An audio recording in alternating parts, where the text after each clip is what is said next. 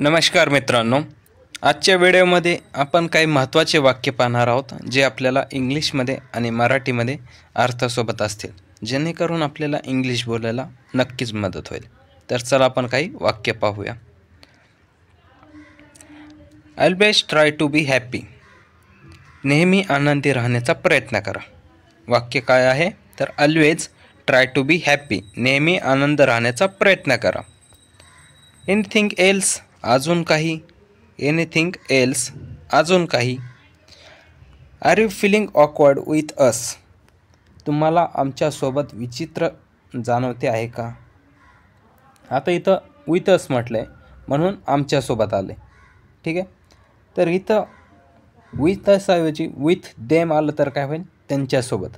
मग इथं with them म्हटलं तर काय वाक्य होईल, तुम्हाला त्यांच्यासोबत विचित्र वाटते का, ठीक आहे। तर आपण पुढे जाऊया। पुढचं वाक्य आहे are you feeling comfortable in this chair, तुम्हाला या खुर्चीवर आरामदायक जाणवते का, ठीक आहे। तर कम्फर्टेबल, आता हेच कम्फर्टेबल शब्द आपण वर टाकला ऑकवर्डच्या जागेवर, तर मग काय होईल, तुम्हाला आमच्यासोबत काय आरामदायक किंवा चांगले वाटते का, काय होईल। ऑकवर्डच्या जागेवर जर कम्फर्टेबल शब्द टाकला तर काय होईल, are you feeling comfortable with us, तुम्हाला आमच्यासोबत चांगले वाटते का किंवा आरामदायक वाटते का, ठीक आहे। तर चला आता आपण पुढे जाऊया। पुढचं वाक्य आहे are you in your senses, तू शुद्धीत आहे का, काय। Are you in your senses, तू शुद्धीत आहे का, ठीक आहे। पुढचं इथं यू ऐवजी जर दे टाकलं मग काय होईल, आर दे इन देअर, युअरच्या जागेवर काय म्हणावं लागेल, देअर सेन्सेस।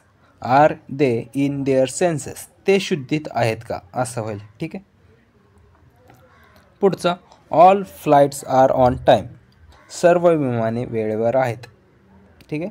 तर हे वाक्य आपल्याला कुठं ऐकायला भेटेल, तर विमानाच्या ह्याच्यात ऐकायला भेटेल, काय all flights are on time, सगळे विमाने वेळेवर आहेत। आता फ्लाइट्सऐवजी आपण बस म्हणू शकतो, all buses are on time, all buses are on time, सर्व बसेस वेळेवर आहेत, ठीक आहे। मग हे वाक्य आपल्याला कुठं बस स्टॉपवर ऐकायला भेटेल, ठीक आहे। पुढचं आपलं वाक्य आहे आर यू लिसनिंग, तू ऐकत आहेस का, तू ऐकत आहेस का, आर यू लिसनिंग, ठीक आहे। पुढचं आर यू मॅड, तू वेडा आहे का, इथं काय आहे, आर यू मॅड, तू वेडा आहे का। आर यूच्या जागेवर दुसरा घेतला वी, मग काय होईल, आर वी मॅड, आपण वेडे आहोत का, ठीक आहे। यूच्या जागी जर वी घेतला तर काय होईल, आपण वेडे आहोत का, आर वी मॅड, आपण वेडे आहोत का, ठीक आहे। पुढचं वाक्य आहे आपलं are you ready for right, are you ready for right, तुम्ही सॉरी करण्यासाठी तयार आहात का, ठीक आहे। Are you ready for right. पुढचं वाक्य आपले are you still sleepy, are you still sleepy, तुम्ही अजूनही झोपेत आहात का, काय, तुम्ही अजूनही झोपेत आहात का।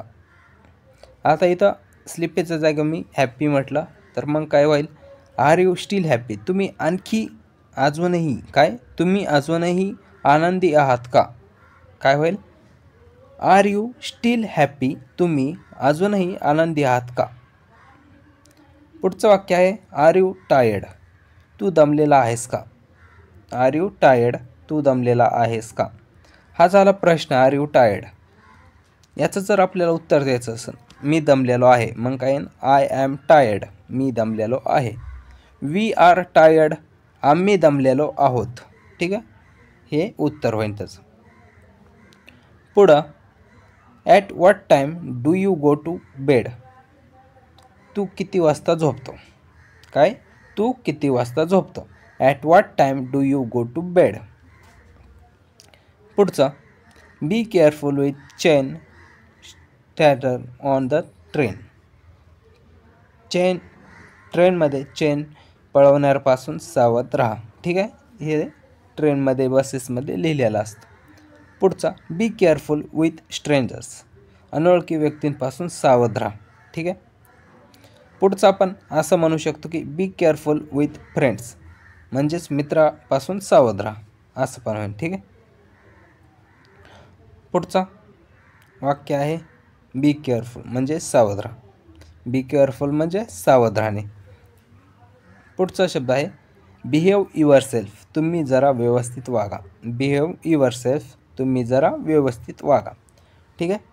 तर हे काय आपण महत्त्वाचे वाक्य घेतलेले आहेत जे दररोजच्या वापरामध्ये आपल्याला मदत करतात. ठीक आहे. तर चला आपण लवकरच भेटूया पुढच्या व्हिडिओमध्ये नवीन वाक्यांशी आणि टॉपिक घेऊया, जेणेकरून आपल्याला इंग्लिश बोलायला नक्कीच मदत होईल. ठीक आहे. तर लवकरच भेटू. धन्यवाद.